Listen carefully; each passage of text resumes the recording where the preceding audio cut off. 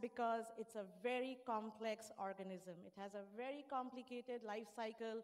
It transforms 7 times in its life cycle. And it's very vulnerable to develop resistance to drugs. And the other challenges are economical, political, and cultural. There has been a considerable reduction in malaria burden from 2010 to 2015. Nonetheless, in 2017, WHO reported there were 435,000 deaths from malaria globally, and it mostly affects children. Children under the age of 5 die in Africa, and 1 child dies every 5 minutes. So that's how it affects the people in Africa. Of the 4 species that cause human malaria, Plasmodium falciparum is the deadliest, and that's the species we work with.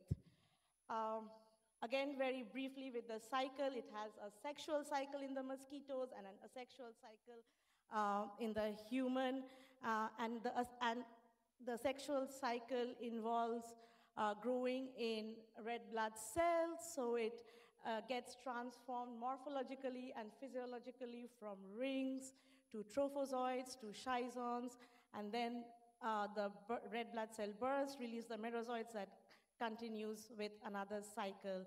And the cycle is of 48 hours in the erythrocytes.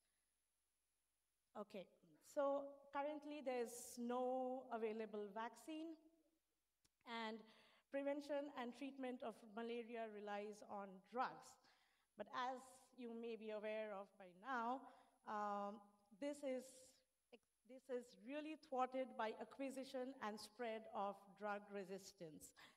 However, we have this magic drug that, again, Dr. Shelja introduced you. It's artemisinin, and so it has also received the Nobel Prize in 2015.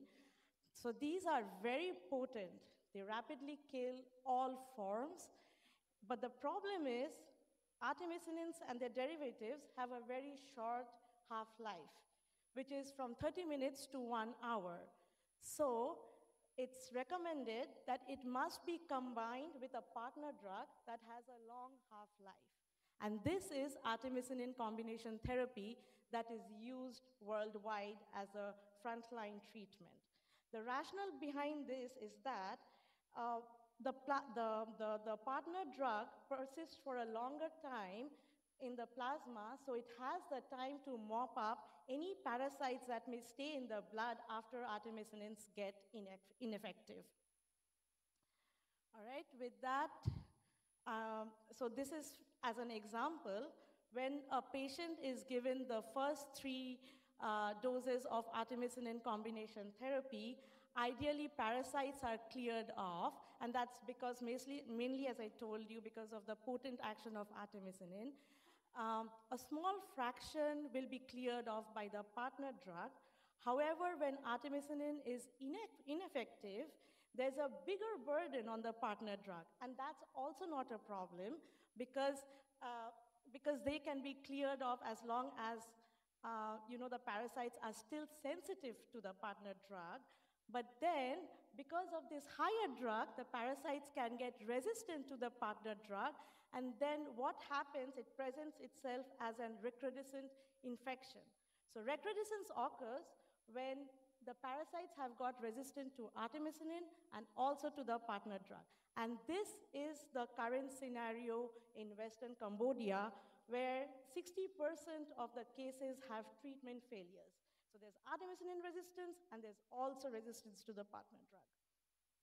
All right, so I'll take you back to 2011, 2012, when I started my postdoc at Harvard. So we received 157 cryopreserved isolates from 2 Cambodian provinces, Persat and Pelen. So these are Western Cambodian provinces. And then these isolates had a wide range of clearance values. And so clearance values will determine clinical artemisinin resistance. 68% of them had half-lives of greater than 5 hours, and they were considered clinically as artemisinin resistant, and 32% with less than 5 hours clearance half-lives. We randomly culture adapted 65 isolates, and those isolates were interrogated for artemisinin resistant genotypes and phenotypes. All right, few more definitions. As I told you, clinical resistance of artemisinin is defined as a delayed parasite clearance rate, or when you see parasites in the blood 3 days with the onset of artemisinin combination therapy. All right, and so understanding artemisinin resistance has been extremely challenging. We could not find a readout of in vitro resistance. It took almost 5 years for people to understand how to find a correlate in the lab of this clinical artemisinin resistance. And after that, our collaborators at NIH and a team at Pasteur Institute Paris found out this assay that they call ring state survival assay, which turned out to be a very good correlate of clinical artemisinin resistance. And then both these phenotypes um, associate with mutations in this gene that is called a KELCH13 because it's on the 13th chromosome, and it's used as a molecular marker since then, and it has been confirmed to be a molecular marker by beautiful genetic studies done by David Fiddick lab at Columbia University. So this KELCH13, it's not a transporter, it's not an influx pump. It's a protein with a propeller domain that's supposed to ubiquitinate its substrate and send it for proteasomal degradation. So when we got our isolates, we first sequenced the propeller domain, the KELCH propeller domain in all the 65 isolates that we culture adapted. We found 6 mutations, out of which 2 were novel. And then when we stratified the KELCH mutations with the in vivo clearance half-life, we found a very good positive association of these mutations with the clearance, with the in vivo artemisinin-resistant phenotype. And then we used a subset of this for further in vitro ring state survival assay, the one that I just talked about. So you take very young rings, you pulse with a very high but pharmacologically relevant artemisinin concentration, and you see what's the artemisinin phenotype. So again, stratifying mutations with the survival RSA values, we saw all mutations correlating very nicely with the in vitro artemisinin resistance phenotype. We, however, found 2 wild-type KELCH parasites that had the wild-type KELCH propeller domain that were also resistant to artemisinin. And we think that there are further genetic determinants that should be found out. So we took a subset of this and interrogated them for further characterization. We did 72-hour standard susceptibility assays with all artemisinin derivatives, and we saw there was no correlation with the response with the EC50s when compared to clearance or RSA values. So EC50s do not track with clearance or RSA phenotypes. However, when studying them, when studying their response to other partner drugs, we found one isolate that was very resistant to the partner drug, that is piperacin. But it had a very weird response, and it was resistant only at very high concentrations of piperacin. So we got really interested, and we wanted to dig further if we could find parasites like this in the population that have also this weird in vitro piperacin phenotype. So we took 37 culture-adapted parasites, and we tested them for their in vitro piperacin phenotype.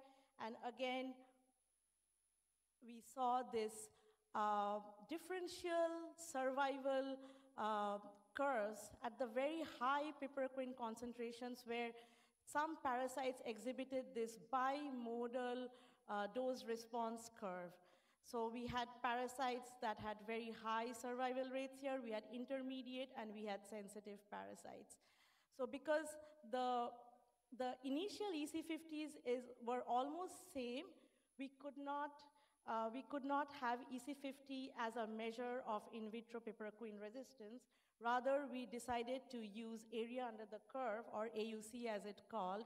So higher the AUC, higher piperquine resistance the parasite has got. So this is a simpler representation of the same thing, where you have just one extremely resistant, one intermediate, mediatory, and then this is a sensitive parasite. And then the area under the curve is defined as the area between the local minimina as boundaries. Okay, and so the other thing was the resistance, or the area under the curve. The piperquine resistance was independent of Kelch mutations. So this is the molecular marker of artemisinin resistance. Because it arose in a genetic background of artemisinin resistance, we wanted to see if this phenotype correlates with the Kelch mutations, and we didn't find the correlation.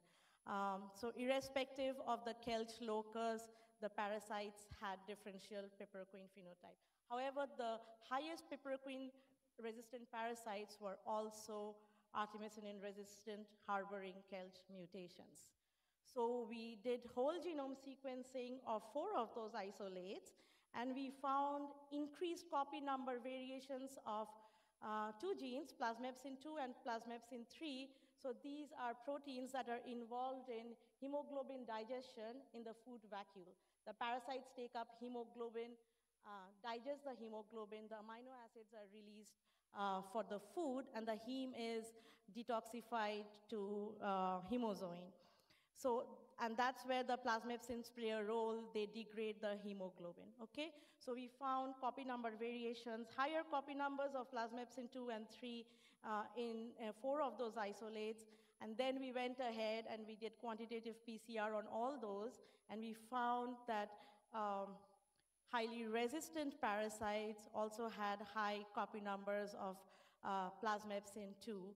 And so when you put them in simpler plots, you see for plasmepsin 2, there is a significant correlation between higher copy number and the piperquine resistant phenotype. Also for MDR1, MDR1 is an efflux pump. It's a multi-drug resistant gene, as most of you may know. So we found a negative association. Parasites with just one MDR1 copy were more resistant to, so parasites with one MDR1 copy were more resistant to piperquine. So we didn't want to waste any more time, and we wanted to functionally validate these proteins right away. But I should also point out it's extremely difficult to do genetic manipulation in Plasmodium falciparum. We used this recently described strategy. If you're interested, you can come and see me, and I can talk about that more. And we were able to knock out plasmepsin 2 and plasmepsin 3 in a piperquine-sensitive lab strain of Plasmodium falciparum. So here you can see that this is plasmepsin 2 knockout. The parasite has lost the original locus, and this is plasmepsin 3.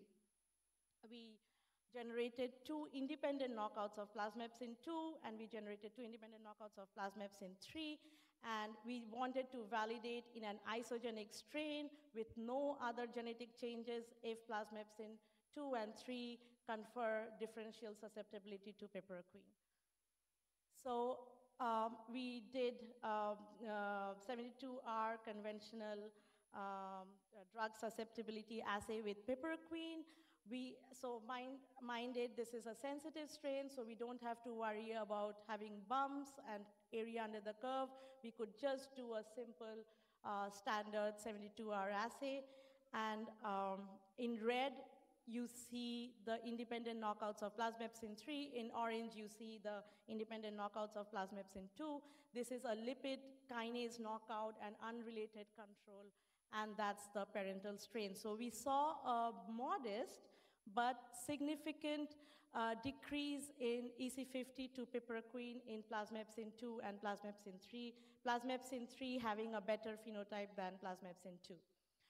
Um, we, we did another modified piperquine survival assay, as we call it, where we just pulse young rings to 3 different concentrations of piperquine, and we measure parasite viability after 72 hours. And here you see these are the plasmepsin knockouts exhibiting really a very different hypersusceptibility, a very higher hypersusceptible. They are extremely hypersusceptible to piperquine compared to the parental strain or this lipid kinase knockout. Plasmepsin 2 knockout has an intermediary phenotype. At higher concentrations, again, we noticed a significant difference in the percentage survival of plasmepsin 2 and 3 knockout when compared to the parental strain or the unrelated lipid kinase knockout. So we could prove that these are indeed important in modulating piperquine susceptibility. We also wanted to see if knocking out plasmepsin 2 and 3 changes susceptibility to other antimalarials, and we didn't see any significant difference in EC50s to any other antimalarials, including one of the derivatives of artemisinin. So we conclude that PM2 and PM3 are specific to piperquine action. All right, so I was really short. So to summarize, I'll summarize in 3 sections. So for artemisinin resistance from field isolates in Cambodia, we found there are novel associations of K13 propeller domain mutations and in vivo and in vitro artemisinin resistant phenotypes. We also think there are other genetic determinants of artemisinin resistance. We do not know yet what they are. In this population of artemisinin-resistant parasites, we found out many isolates that were also resistant to the partner drug. And this resistance to piperquine is unusual. Parasites have a bimodal response to piperquine, and they are resistant to very high concentrations of piperquine. And this resistance can be measured by area under the curve, or AUC. We found that piperquine resistance is associated with high copy numbers of plasmepsin 2. We went ahead and we did functional validation of plasmepsin 2 and 3. We found knockouts of PM2 and PM3 are hypersusceptible to piperquine in a sensitive lab strain. This is a direct evidence for the first time that these proteins modulate piperquine susceptibility irrespective of KELCH13 mutation. So this lab strain doesn't have a KELCH13 mutation, and it has just one MDR1 copy. And so we are rationalizing the use of copy number variations of PM2 and PM3 as molecular marker to track and eliminate piperquine resistance. So I'll conclude with this K13 surveyor. It's a tool by Warren, which tells you in real time how artemisinin resistance is spreading. So you can see, so red spots are prevalence of K13 mutations, more than 10%. Green are more than 5%, and yellow are more than 5%, and green are less than 5%. So you can see in the Thai-Cambodian border, in Myanmar, here you have really artemisinin cases, and thankfully there isn't a spread to India yet. Thank you all, and I'll be happy to take questions. Thank you. Thank you for the very nice presentations. Maybe I can ask one reflection, please, Angana.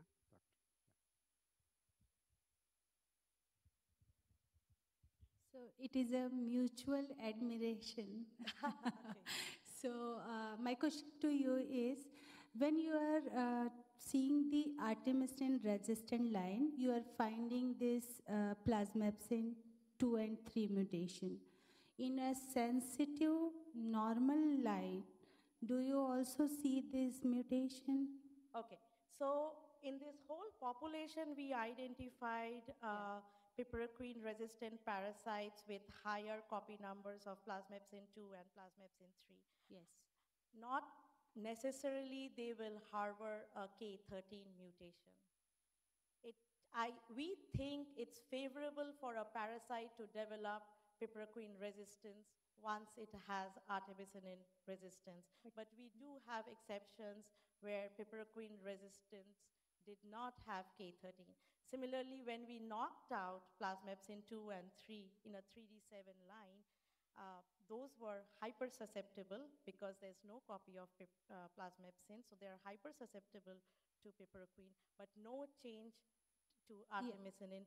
There's no mutation in KELCH13 in 3D7. Yeah, I agree that. Yeah. But my question is, do you see any field isolates?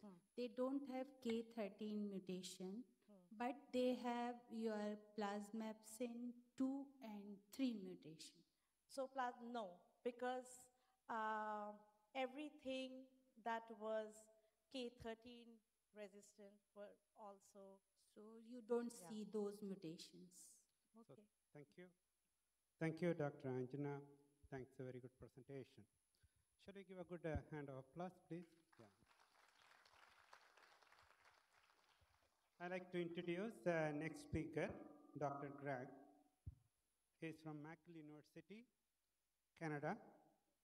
Professor Greg is involved in basic and field research on leishmaniasis in different countries, mostly on the third world countries, Peru, India, Nepal, Bangladesh, and Sri Lanka. He is working about nearly more than 15 years